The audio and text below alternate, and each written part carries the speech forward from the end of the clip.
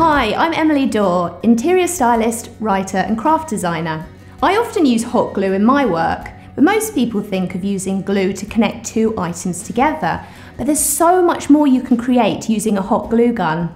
So today I'll be showing you a few different techniques. How to create jewellery using glue, how to create 3D objects, how to create a 3D effect on, for example, a vase, how to use paint and glue together, and how to create a stamp. So the first thing you need to do is you need to plug in your glue gun. And you want to wait a couple of minutes for the glue to soften, and then after a couple of minutes, just flip the stand back, pull the trigger, and hopefully your glue should come out. Never force the glue through the glue gun, and watch out for the nozzle as it can get really hot. So I'm going to show you how to make a necklace out of glue. So the first thing you need to do is you need to protect your work surface, so you can use a glue pad, or like me, I'm using greaseproof paper. So I'm just going to take a sheet of gold leaf and I'm going to start scratching some of it away from the surface. Now the reason that I've put the gold leaf on first is because you want to have the gold right at the front of the necklace so it really pops. So I've set my glue gun to the lowest temperature, just means it's a little bit easier to work with. Now I'm just going to press lightly, it will pick up the gold leaf slightly, and I'm going round in circles. This way it gives a nice even surface to the glue. You want to make it slightly bigger than the necklace that you intend to make. There we go.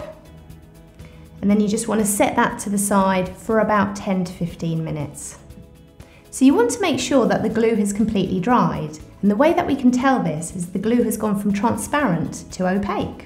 And I'm just simply going to peel it off from the greaseproof paper. So depending on what sized pendant you want to make, I find using a coin really useful to draw around. There's the pendant size. Now I just need to cut round it. So the edges of the pendant are still a bit rough, so what I'm going to do is use a bit of sandpaper just to smooth those down. So I want to add some extra sparkle to my pendant, and to do this I'm going to add some extra gold leaf around the edge. I'm going to be using this special glue which is called acrylic size. So I'm just going to apply a little bit of the size to the edge of my pendant using a paintbrush. So once the glue around the edge has gone tacky, it's time to add the gold leaf. So as before, I'm just going to scrape off some of this gold leaf. I'm going to put that directly onto my pendant. So just simply press it onto the edge. It's time to get brushing away the excess.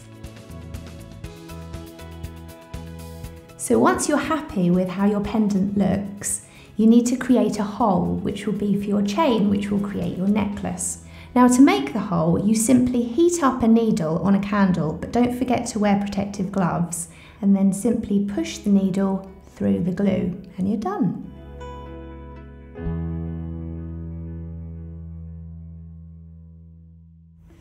So next I'm going to show you how to create a 3D object out of the hot glue. So here I'm going to be making a pineapple, and I just need to start in the top bit first because that's the trickiest bit, and then you can fill the rest of the mould. Now when you use coloured glue, it's best to set the glue gun to the lowest temperature, and that will give the brightest results for your 3D object.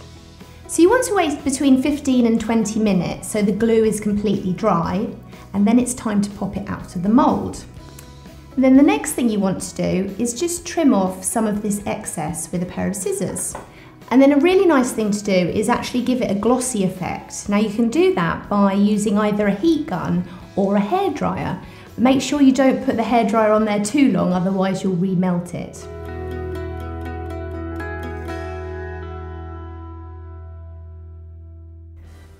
So the next technique I'm going to show you is how to create a 3D effect on a vase. So the first thing you need to do is make sure your vase is nice and clean of any dirt or grease. So just give it a wash with some soapy water.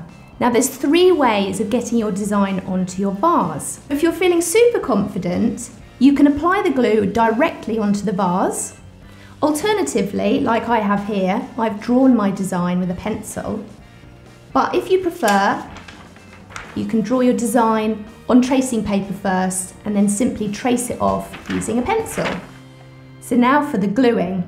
You want to keep quite a steady hand when you do this. Now you don't want to go too fast and you don't want to go too slow, otherwise you'll get bobbly bits or you could get stringy bits. And then on the tip of each petal, I'm just going to make a bit of a bobble on the end. And then to stop the string, you simply just twist the gun round and the string will disappear. So now that I've finished the gluing, you might just find that you've got a few stringy bits and you can remove those really easily with just a pair of tweezers. So what I like to do is spray paint my entire vase. It gives a really lovely professional effect. It smooths things over and covers all of those pencil marks.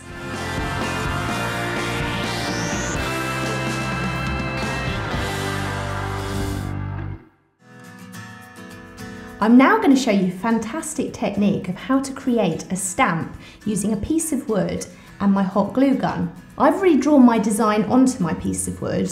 I've decided to do a leaf.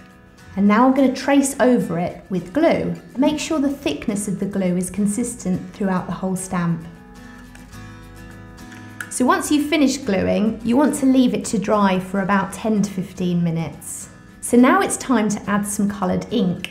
Now I'm going to use these colourful inks, but if you like, you could actually choose to use some fabric paint and stamp your design onto an item of clothing. Once you've inked the entire stamp, it's time to get your piece of paper. Now I'm going to leave my stamp this way up and actually press the paper directly onto the stamp. That way I can actually feel all of the grooves of the stamp so it gets a really good impression.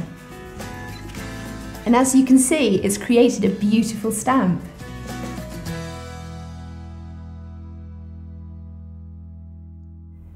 I'm now going to show you a really clever technique using glue and watercolour. We use glue because it actually creates a barrier and stops the paint from seeping underneath. Now when choosing papers, I recommend using watercolour paper because it's much thicker. If you use anything thinner, the water will actually make the paper warp and buckle.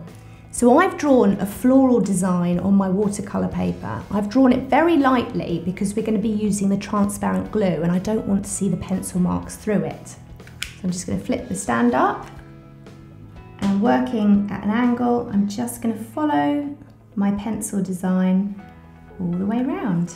And again, when you come to the end of a petal, if you just give the nozzle a little twist, you can get rid of those annoying little strings. It's time to add the water.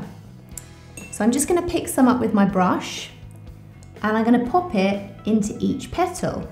So once you've filled all of the petals with water, it's time to add the colour. Now I'm going to add a bit of blue first. So make sure it's nice and watery. Dot it onto the water and look at that. How beautiful is that? And add the yellow to the tips of the petals.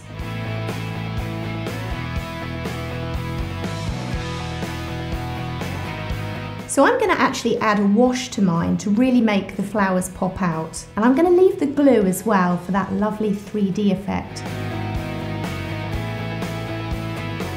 I do hope I've given you a lot of inspiration. So next time you're feeling creative, why not use a glue gun?